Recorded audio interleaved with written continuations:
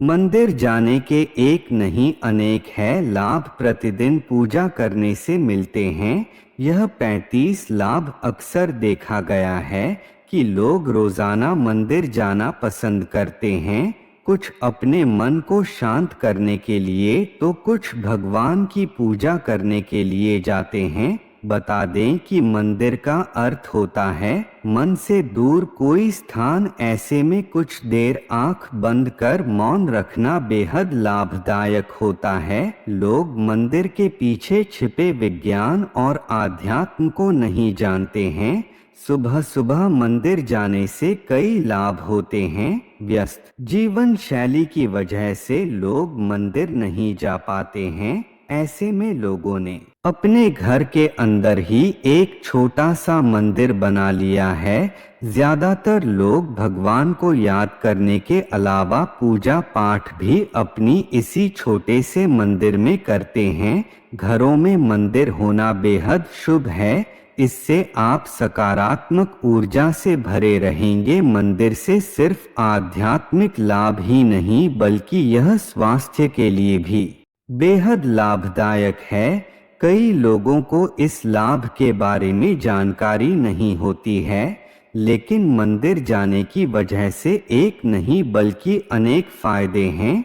लेकिन इससे पहले अगर आप भी चाहते हैं लक्ष्मी माता का आशीर्वाद आप पर बना रहे तो वीडियो को लाइक करें और चैनल को सब्सक्राइब कर लें और कमेंट बॉक्स में जय माता लक्ष्मी जरूर लिखें। नंबर 1, यदि आप प्रतिदिन मंदिर जा रहे हैं तो आप अपने जीवन में आने वाली उन घटनाओं से बच सकते हैं जो कि आकस्मिक आती है, जैसे दुर्घटना, हत्या, आत्महत्या जैसी नकारात्मकता आपकी जिंदगी से दूर रहेगी। नंबर 2, यदि आप प्रतिदिन मंदिर जाते हैं तो आप पर किसी भी प्रकार के ग्रह और नक्षत्रों का कोई बुरा प्रभाव नहीं पड़ता है। ग्रह बाधा से आप मुक्त रहते हैं। मंगल दोष, शनि या अन्य किसी ग्रह की बाधा है, 7.5 अड़ाया या राहु की महादशा चल रहा है तो घबराने की जरूरत नहीं। नंबर 3, मंदिर जाने वाले व्यक्ति के मन में भरपूर सकारात्मकता और आध्यात्मिक बल होता है, जिसके चलते उसके आसपास नकारात्मक ऊर्जा उसके पास भटकती भी नहीं है। आप इस ऊर्जा को भूत, पिशाच या प्रेत भी कह सकते हैं। मंदिर जाने वाला भय मुक्त जीवन जीता है। नंबर 4, मंदिर जाकर मन में विश्वास और आत्मबल का संचार होता है, जिसके कारण मन में किसी भी प्रकार का दुख या शोक नहीं रहता है। व्यक्ति सभी परिस्थिति में संभाव से रहता है। संभाव अर्थात ना तो भावना में बहता है और ना ही कठोर होता है। हर परिस्थिति उसके यह सामान्य होती है। नंबर 5, मंदिर में जाकर आप मंदिर के नियमों का पालन करते हैं, व्रत, उपवास और पाठ में विश्वास करते हैं, सोच समझकर आहार विहार करते हैं तो आपको किसी भी प्रकार का रोग या बीमारी नहीं होगी। नंबर 6, मंदिर जाने से व्यक्ति में सही और गलत को समझने की क्षमता होती है। वह किसी भी प्रकार की फालतू लड़ाई झगड़े में नहीं पड़ता है। जैसे रास्ते में पड़े पत्थर या गड्ढे को देख लेने के बाद हम अपनी गाड़ी को उससे बचाकर निकाल ले जाते हैं, उसी तरह व्यक्ति अपनी जिंदगी को समझदारी से गड्ढों से बचा ले जाता है। नंबर 7, मंदिर जाने वाले व्यक्ति का कोई शत्रु किसी बुरी विद्या के माध्यम से कुछ भी बिगाड़ नहीं सकता है।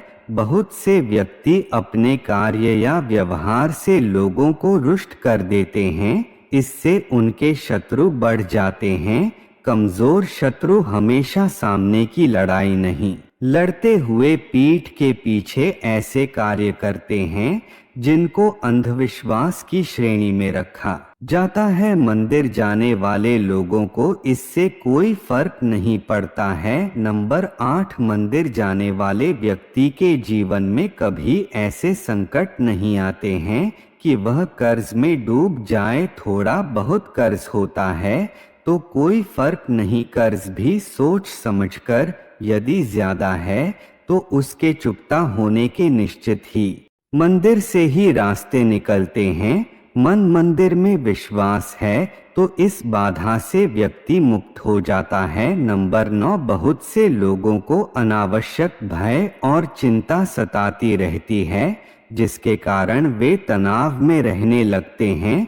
तनाव में रहने की आदत भी हो जाती है, जिसके चलते व्यक्ति कई तरह के रोग से भी घिर सकता है। लेकिन मंदिर जाने वाले के दिल और दिमाग में यह सब नहीं रहता है। नंबर 10, आप बेरोजगार है या आपका व्यापार नहीं चल रहा है तो निश्चित ही आपको प्रतिदिन मंदिर जाना चाहिए। आपको जल्द ही सफलता मिलेगी। हालांकि जो प्रतिदिन मंदिर जाकर प्रार्थना और पूजा पाठ करता है उसके साथ यह समस्या नहीं रहती है, होती भी है तो वह दिमाग पर बोझ नहीं लेकर कर्म करता जाता है और सफल हो ही जाता है। नंबर 11, प्रतिदिन मंदिर जाने वाले के मन और मस्तिष्क में कलह क्रोध नहीं होता है। घर के दूसरे सदस्य यदि उससे झगड़ा करते हैं या घर में गृह कलह का माहौल को खुशनुमा बना देता है। नंबर 12, प्रातः काल पैदल ही मंदिर जाने से व्यायाम भी होता है और हमें प्राणवायु भी अच्छे से प्राप्त होती है। प्रतिदिन सूर्य की धूप के स्पर्श से सेहत में सुधार होता है। नंबर 13, मंदिर में घंटी की टंग करीब 7 सेकंड तक गूंजती है, जो मन मस्तिष्क से विषाद हटाकर शांति प्रदान करती है। ऐसा भी कहते हैं कि छोटी घंटी से हमारा पित्त दोष संतुलित होता है, साथ ही ध्वनि से भी बैक्टीरिया नष्ट हो जाते हैं। नंबर 14, मंदिर में कई तरह के सुगंधित फूल अर्पित किए जाते हैं, जिनकी सुगंध से मन प्रफुल्लित होकर अवसाद से मुक्ति हो जाता है। फूलों के विभिन्न रंग से अंतर्मन को शांति मिलती है। नंबर 15, मंदिर में कपूर और अगरबत्ती की सुगंध से एक और जहां मन और मस्तिष्क से नकारात्मक विचार हटा जाते हैं, वही हमारी रोग प्रतिरोधक क्षमता भी बढ़ती है। यह हमें जैविक संक्रमण से भी बचाती है। मंदिर का सुगंधित में रहने से बैक्टीरिया नष्ट हो जाते हैं और किसी भी प्रकार का वायरल इन्फेक्शन नहीं होता है, क्योंकि मंदिर में कपूर का धुआं होता रहता है। नंबर 16, जब हम मंदिर में आरती या कीर्तन के दौरान ताली बजाते हैं तो यह एक्यूप्रेशर का काम करती है। इससे हमारे रक्त संचार सुचारू रूप से संचालित होता है और शरीर की मांसपेशियां भी मजबूत होती हैं। नंबर 17, आरती के बाद शंख बजाया जाता है, जो श्रद्धालुओं के लिए बहुत सुखदायी और स्वास्थ्यवर्धक है। शंख बजाने वाले के फेफड़े मजबूत होते हैं। नंबर 18, आरती या चालीसा को जपने या पढ़ने से हमारा वाणी दोष भी दूर होता है। ओम के उच्चारण से हमारा चित्त एकाग्र होता है। नंबर 19, आरती के बाद देवी देवताओं, भारत माता आदि के जय घोष से आत्मविश्वास के साथ ही देशभक्त जागृत होती है। इसी के साथ हर मंदिर में गौरक्षा और गौ हत्या बंद होने करने का संकल्प भी लिया जाता है। नंबर 20, आरती लेने से हमारी हथेली की कोशिकाओं को दिव्य ऊष्मा मिलती है और हमारे भीतर पल रहे सभी विषाणु और जीवाणु समाप्त हो जाते हैं। आँखों पर हथेलियां रखने से गर्माहट आँखों के पीछे की सूक्ष्म रक्त वाहिकाओं को खोल देती है और उनमें ज्यादा रक्त प्रवाहित होने लगता है, जिससे हमारी आंखों की ज्योति बढ़ती है। नंबर 21 आरती के बाद नमस्कार और दंडवत प्रणाम करने से हमारे मन में विनम्रता और श्रद्धा का भाव जागृत होता है। अहंकार और घमंड का नाश होता है। नंबर 22 भगवान के दर्शन पूजा और आरती के बाद हमें तुलसी मिला चरणामृत, पंचामृत और प्रसाद मिलता है। यह चरणामृत और पंचामृत हमारी सेहत के लिए बहुत ही फायदेमंद होता है। आयुर्वेद के मुताबिक यह चरणामृत हमारे शरीर के तीनों दोषों को संतुलित रखता है। चरणामृत के साथ दी गई तुलसी हम बिना चबाए निगल लेते हैं, जिससे हमारे सभी रोग ठीक हो जाते हैं। नंबर 23 मंदिर भूमि को सकारात्मक ऊर्जा का क्षेत्र माना जाता है। यह ऊर्जा भक्तों में पैर के जरिए ही प्रवेश कर सकती है, इसलिए हम मंदिर के अंदर नंगे पांव जाते हैं।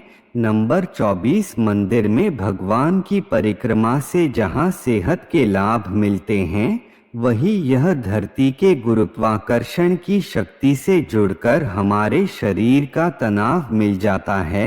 इसी के साथ ही में गुंबद और उसके कलश से प्रवाहित हो रही ऊर्जा हमारे शरीर को प्रभावित कर सकारात्मक ऊर्जा प्रदान करती है।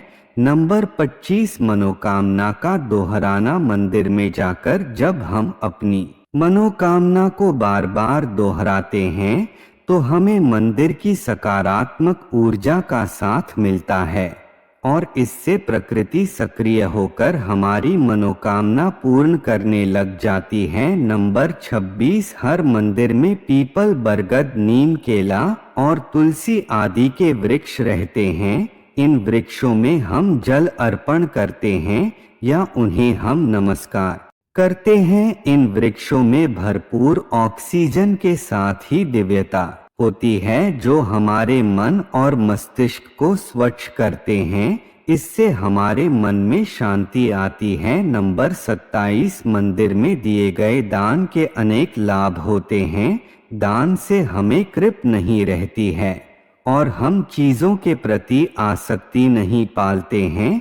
इसी के साथ ही हमारे सामाजिक दायित्वों का भी निर्वाह होता है। नंबर 28 मंदिर जाने से हमारी सामाजिक प्रतिष्ठा बढ़ाने के साथ ही जान पहचान भी बढ़ती है। नंबर 29 मंदिर जाने से हमें पंचांग और 30 त्योहारों की जानकारी भी मिलती है। नंबर 30 मंदिर में व्यक्ति हाथ जोड़कर खड़ा रहता है। हाथ जोड़ने से जहाँ हमारे फेफड़ों और हृदय को लाभ मिलता है, वहीं इससे प्रतिरोधक क्षमता का विकास भी होता है। कहते हैं कि हथेलियों और उंगलियों के उन बिंदुओं पर दबाव पड़ता है जो शरीर के कई अन्य अंगों से जुड़े हैं। इससे उन अंगों में ऊर्जा का संचार होता है। नंबर 31 मंदिर जाने से धार्मिक ज्ञान भी बढ़ता है, क्योंकि वहां पर गीता, वेद, उपनिषद आदि के बारे में जानकारी भी मिलती रहती है। नंबर 32 प्रतिदिन मंदिर जाकर व्यक्ति अपने मस्तक पर या दो दोहों के बीच चंदन या केसर का तिलक लगाता है। इस तिलक को लगाने से जहां शांति का अनुभव होता है, वहीं इससे एकाग्रता बढ़ती है। दरअसल जहां तिलक लगाया जाता है, उसके ठीक पीछे आत्मा का निवास होता है। आज्ञा चक्र और सहस्रार चक्र के बीच के बिंदु पर आत्मा निवास करती है, जो कि नीले रंग की है। अर्थात हमें खुद चंदन लगाने के आध्यात्मिक लाभ भी हैं। नंबर 33 प्रार्थना में शक्ति होती है। प्रार्थना करने वाला व्यक्ति मंदिर के इथर माध्यम से जुड़कर अपनी बात ईश्वर या देव शक्ति तक पहुंचा सकता है। देवता सुनने और देखने वाले हैं। प्रतिदिन की जा रही प्रार्थना का देवताओं पर असर होने लगता है। मानसिक या वाचिक प्रार्थना की ध्वनि आकाश में चली जाती है। प्रार्थना के साथ यदि आपका मन सच्चा और निर्दोष है तो जल्द ही सुनवाई होगी, और यदि आप धर्म के मार्ग पर नहीं हैं तो प्रकृति ही आपकी प्रार्थना सुनेगी, देवता नहीं। प्रार्थना का दूसरा पहलू यह भी है, प्रार्थना करने से मन में विश्वास और सकारात्मक भाव जागृत होते हैं, जो जीवन के विकास और सफलता के अत्यंत जरूरी हैं। नंबर 34, पूजा एक रासायनिक क्रिया है। इससे मंदिर के भीतर वातावरण की पीएच वैल्यू, तरल पदार्थ नापने की इकाई कम हो जाती है, जिससे व्यक्ति की पीएच वैल्यू पर असर पड़ता है। यह आयनिक क्रिया है जो शारीरिक रसायन को बदल देती है। यह क्रिया बीमारियों को ठीक करने में सहायक होती है। दवाइयों से भी यही क्रिया कराई जाती है, जो मंदिर जाने से होती है। नंबर 35, मंदिर में प्रवेश से पूर्व शरीर और इंद्रियों को जल से शुद्ध करने के बाद आचमन करना जरूरी है। इस शुद्ध करने की प्रक्रिया को ही आचमन कहते हैं। आचमन करने से पहले उंगलियां मिलकर एकाग्रचित यानी एक साथ करके पवित्र जल से बिना शब्द किए 3 बार आचमन करने से महान फल मिलता है। आचमन हमेशा 3 बार करना चाहिए। आचमन से मन और शरीर शुद्ध होता है। नंबर 36, मंदिर में शिखर होते हैं। शिखर की भीतरी सतह से टकराकर ऊर्जा तरंगे व ध्वनि तरंगे व्यक्ति के ऊपर पड़ती हैं।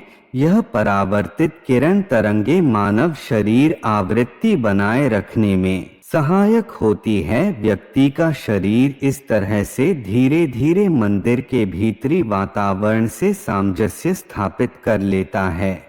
तरह मनुष्य असीम सुख का अनुभव करता है।